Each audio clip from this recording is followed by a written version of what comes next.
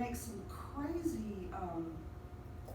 spaces, and I'm not seeing it on this one. There's absolutely no examples for you on this one, but on other ones, it doesn't convert right every time, and so it gets big spaces, or it'll have it'll return, or and have a sentence underneath that's not connected.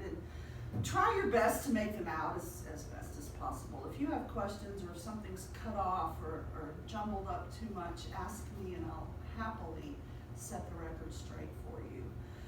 Alrighty, let's talk about the importance of language and word choice. You don't just get up and give a speech by the seat of your pants, because it's risky. I mean, if I did that, I would have to really think and concentrate so that I said the right thing, and sometimes it's hard to do that, to think quick enough that the right word comes out of your mouth. So it's really a good idea to plan ahead. And that is one reason that I want you to have that outline. Did y'all watch the video? I put the video up because I did the lecture yesterday, and I put the video up explaining all the outlining stuff. So be sure you find that. It's in the module on the homepage. Watch that, because the outlining rules are really weird, and some of them just don't make sense at a glance. You've got to have them explained. So look at that video. But one of the things I stress is planning ahead. And that's what the outline does, is that's your plan. You put everything on there that you plan to say. It's all on the outline. And one of the reasons you do that is because it's important what words you choose. You got to have the right words. If you say the wrong words, it confuses people, it messes with our heads, we can't concentrate. Words matter. Words have power.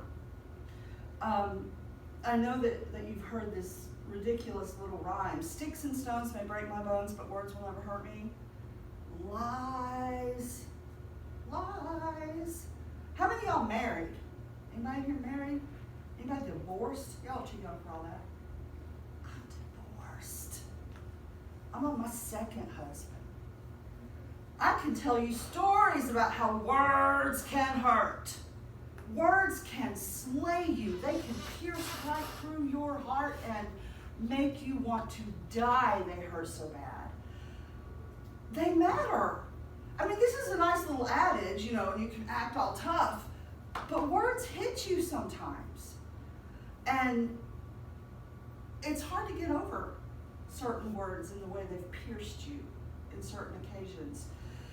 So as a speaker, take responsibility for the words that you choose. Choose the best ones, the right ones, the most effective, and the ones that are going to sit with the audience's ears and settle into who they are and leave a good impression.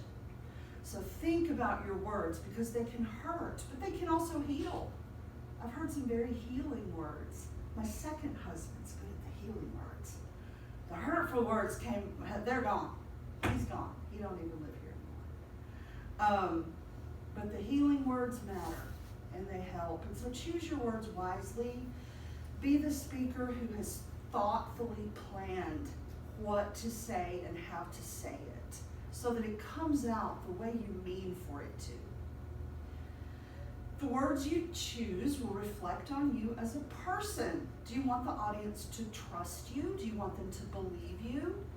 Yeah, especially when you get to the persuasive speech, you don't have time, to come up against a lifetime of preconceived notions. You've got to be trustworthy right out of the gate, and your words are going to help with that.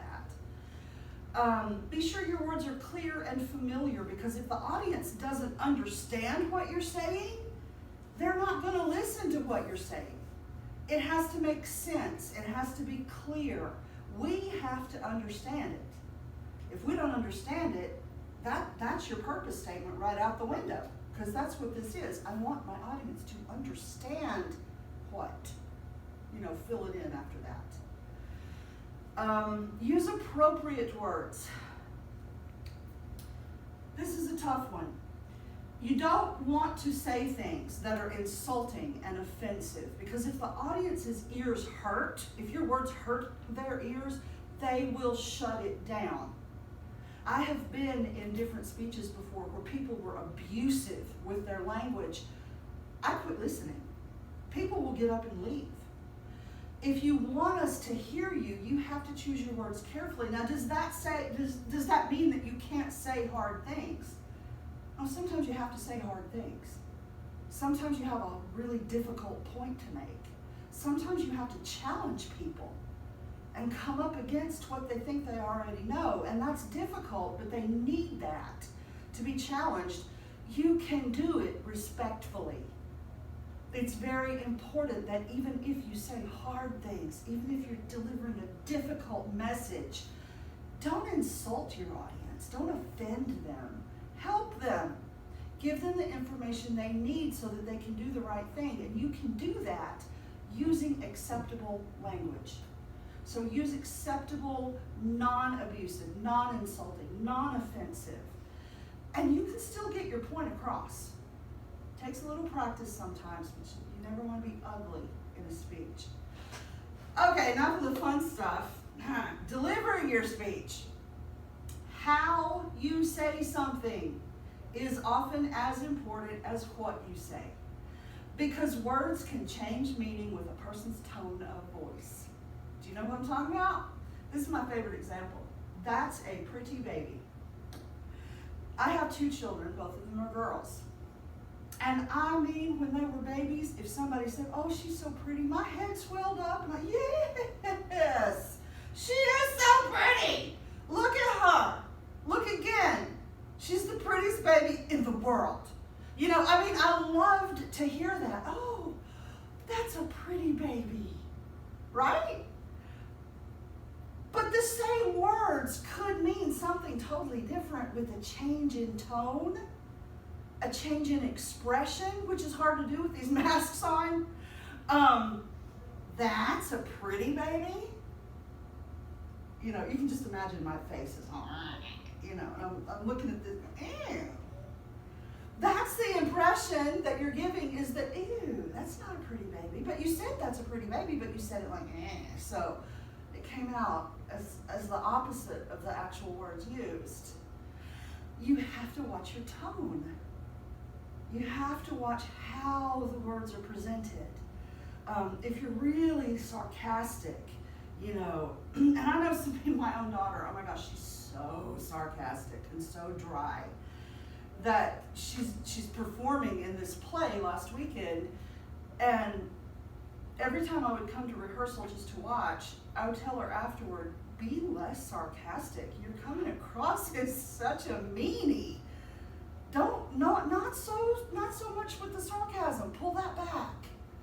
You know, because that can really sound, you know, you've got to sound positive, and you've got to do a good thing for your audience. And if you're just really ugly with your tone, it's going to change the meaning of the stuff that you're saying. So we're including in delivery verbal communication, vocal delivery, and your nonverbal delivery. So verbal communication is the words you use. Vocal delivery is the tone you use, and the nonverbal delivery is your face and your body, because they speak a language too. Y'all ever heard of RBF? I'm not going to say what it means out loud. If you don't know, go look it up, okay? I'm not going to say it because I'm trying real hard not to cuss in here, but RBF. Oh boy, I suffer from that real bad. People tell me all the time, "Oh my God, you hated my speech, didn't you? You were back there, you looked really mad." I'm like, no, I was just listening to it. I'm not mad. Are you sure? Because you really looked mad. I'm not mad.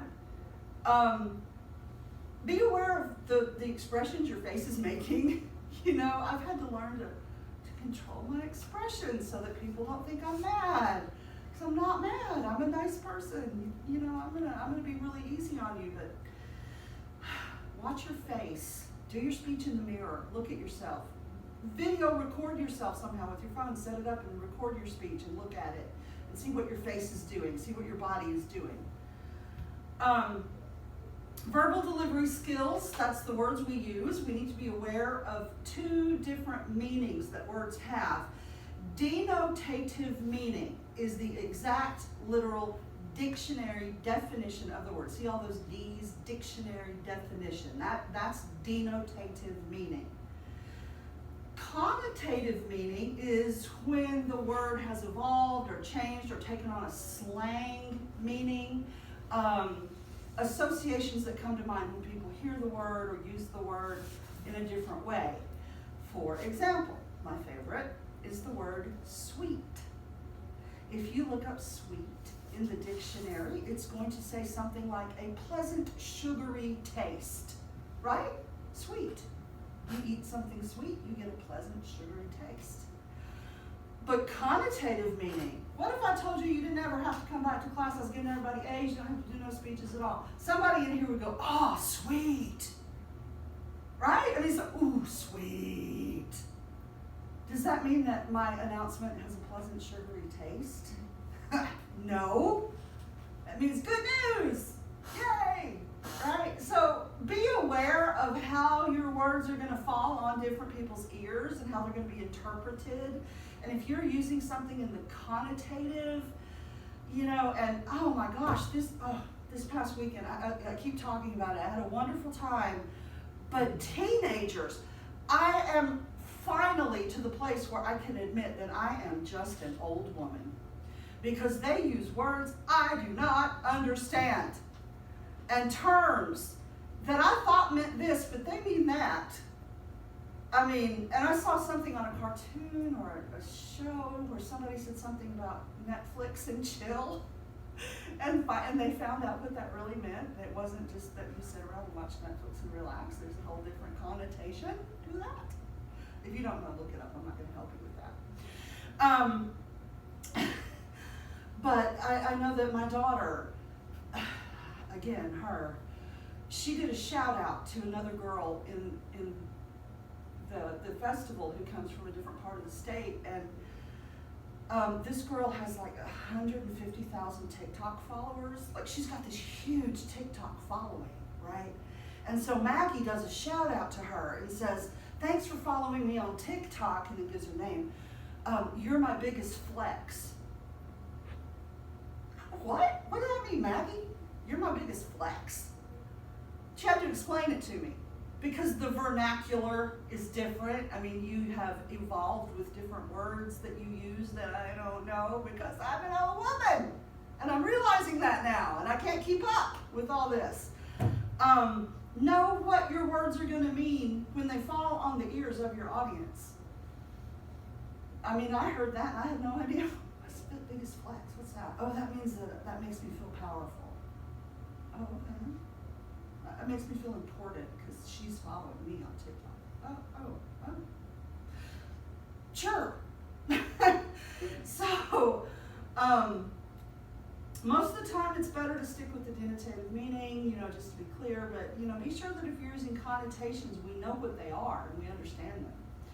So just to recap, use words that are understandable. Work within the lines of what your audience already knows. Don't talk over our heads. You don't have to prove that you have an awesome vocabulary. And I've had people come in here and give speeches and they use these long, big, high-dollar words. And I'm like, why are you doing that? You don't have to do that. Just talk to us. It's not about impressing me with what kind of vocabulary you have. Great, you have a good one. Just talk. Just share your message. That's all that matters. We're not going to get your point if we don't understand you. Be sure that you use words that are recognizable, and if you use new terms, you explain them. If you're not using new terms, don't use new terms. Stick with stuff we're familiar with and that we already understand. It's not going to be hard. And then appropriate. Be appropriate. Control graphic and profane language. Don't cuss at your audience, or even even just in your speech, joking or anything, because people who feel offended by those words aren't going to listen to the rest of what you have to say. And they're going to miss out on your message because you've hurt their ears. So you can be appropriate. You can speak respectfully and to our education level too. Don't talk to us like we're in kindergarten, but don't talk to us like we're rocket scientists either. It needs to be on our level. And remember that you can say hard things, but you have to do it respectfully. You can't abuse us with your words. Jargon, this is a concern, because a lot of people, for their informative speech, they give speeches on careers. And a lot of times people give speeches on their career or their job that they currently do. And that's fine. But when you get super familiar and comfortable with your job and you know all the terms and terminology, you sometimes forget that the rest of us don't know the words that are specific to your job or that you just use on your job. We don't work your job, we don't know. So avoid using those specialized or technical words that are related to a specific job or group of jobs, because the rest of us might not understand. Use words we know. Avoid jargon if you can. If it's unavoidable, just explain it. Just tell us what it means. Help us. Remember that it's always for the audience. It's not just about saying everything and then being done. It's about saying everything in a way that we can use that will help us in some way. Choose the right words, be specific, use concrete terms instead of abstract. Use proper words, be sure your usage and pronunciations are correct. If you're unsure about a pronunciation, find another word that you do know. Or ask me, I can probably help you with it. Although I do pronounce some things wrong still after all these years, and I know better. Be concise. Don't clutter your speech with unnecessary extra words. Don't say a thing in 10 words if it's perfectly clear in 3 words. Simple. Keep it simple. Use vivid language that grabs your audience's attention. Make it interesting. Paint pictures. Tell stories. Make your words interesting, and always be respectful. Even if you have to say something that we don't necessarily want to hear but need to hear, say it kindly, and we will listen much, much more than if you assault us with your words. Vocal delivery, stuff you do with your voice, your tone of voice. Volume, super important. We have to be able to hear you. And I know that when most people, when they're nervous, they don't speak up. That's just not something they're concentrating on because they're nervous. And that's where their mind is at. I get that. You have to train yourself to speak up. And one thing about volume, if you're at the right volume, you're going to be too loud for yourself, because the distance between your mouth and ears is way shorter than the distance between your mouth and our ears. So you have to speak up to the point that it sounds weird to you. It's too much for you because you're too close to it. But for the rest of us out there, we need that. We need that voice to be big and loud so that we all hear it. Rate how quickly or slowly you speak. When you're nervous, you speak really fast because there's some kind of thing in your subconscious that says the faster you go, the sooner you'll be done. And so we rush through and what was that? I don't understand. You have to slow down. And that takes practice. You have to practice your speech, and you have to practice doing it slowly and articulately so that we understand you. Tone would be the range of your voice's pitch, how high and how low your voice is. You want it somewhere in the middle where it's nice and comfortable to listen to. Projection, if you have a really big crowd and you don't have a microphone, like my kids this weekend at the theater conference, you have to project. You have to push it out with your diaphragm. Throw your voice out there so the whole room can hear. If you're standing on a theater stage and you have 1,000 people in, or I don't know how many hundred people fit in theater, you know, whatever, 500 maybe, and you're trying to talk to us, you gotta be big or we won't hear you if you don't have a microphone. So project, push your breath out. I know you don't want to do that with masks on, that's why we wear masks, but the sound will still get through, all right? The sound will still go. And I'm not going to make you wear a mask while you give your speech anyway, so it'll be easier. Articulation, that's the crispness and clarity of the sounds that you make. I love being from the South. I am from here. I grew up on Sand Mountain. But Southerners, man, we smear our words. We slide through certain consonants. We leave them off the ends of our words, right? We do that. You gotta be crisp and clear. Be sure that we're understanding everything. Pronunciation, it's a dead giveaway that you're not prepared if you're not being able to pronounce the word carefully or correctly. So get it right. Pausing. Sometimes you have to pause. Sometimes you have to take a breath. You have to look at your notes and you have to find your place. You have to tell yourself, slow down. And that is okay. Something, though, in our subconscious gives us the message when we stop talking, even for a second. The audience is going to think you screwed up because you're not talking. Get back on it. Hurry, hurry. You know, and it just confuses us, and then we try to get back, and we end up just going, you know, and we fill our pauses with noise to hopefully the audience won't notice that we're not saying actual words. Yeah, we're noticing. We're noticing. You're just up here making noises. It's okay to stop and breathe and catch your breath. Take a pause. You can take a pause just because you need to, or you can take a pause on purpose, you know, to emphasize a point, to let it sink in. Pausing, you have my permission to do. All right? So please take necessary pauses. Catch your breath. Don't worry about, oh, if I've stopped talking, oh my God, I've stopped talking. What do I do? You just wait a second. Because it's going to feel longer to you up here making your pause than it's going to feel to us listening to you. It's not going to be that big a deal to us. And we're not going to judge you. We're just here to listen to your speech. So just keep going, but take your pauses as you need to. Some nonverbal stuff that matters. Eye contact. That is the number one nonverbal element that you absolutely have to have. You have to look at your audience in the face. You have to go around the room and look into the eyes of your audience. You don't just look at one person the whole entire time and don't take your eyes off them and don't ever move your head and then you stare at them the whole time. You're holding this gaze pretty well. Most people by now have gone, you know, like, quit looking at me, what's wrong? You don't want to make your people uncomfortable by staring them down. Look around the room at all the people, one by one. What? This one, it's at 23.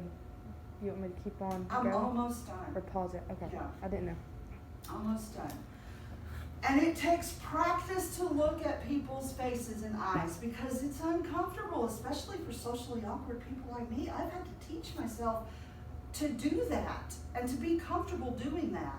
So make yourself do it. Practice it. Look into the eyes of the people you're talking to. Don't read everything. If you need to look down and find your place and take a breath, look back up and keep going. Just look back up and keep going.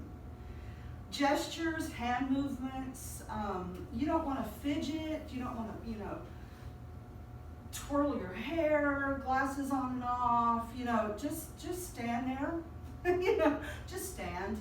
You don't have to stand stock still, but just stand there, look at us, talk to us. Don't pace back and forth, don't be really, really stiff and just stand there, like a soldier. Try to find a happy medium that you're comfortable with. Be as relaxed as you can. One of the things that I tell a lot of students is lower your shoulders. Bring your shoulders down from around your ears. This is a real good sign that you're stressed out. Your shoulders are up around your ears. Pull them down, pull them down. Relax. And proxemics, how close or far away you are from your audience. You know, you can move that a little bit, but especially with social distancing, keep a good distance, but not too far away, not so that you're so far away that you're like this person on an island out there. Personal appearance, you know, you want to make good clothing and grooming choices. You don't want to be distracting with what you wear, and you don't want to wear something where people are just trying to read your shirt instead of listening to you. Just be aware of what you're wearing and how it may affect the audience's attention span. Confidence, hold your head up and smile, even if you have to fake it. Fake it till you make it. That's the theory of praxis. I don't know if you've ever heard this. If you're education majors, you'll talk a lot about praxis eventually.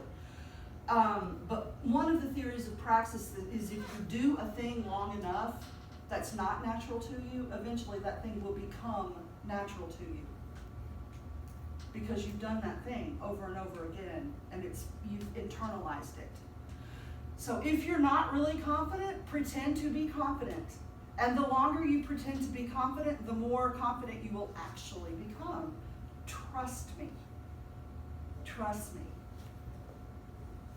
That's me right here. I've had 30 years of practice. It's natural now.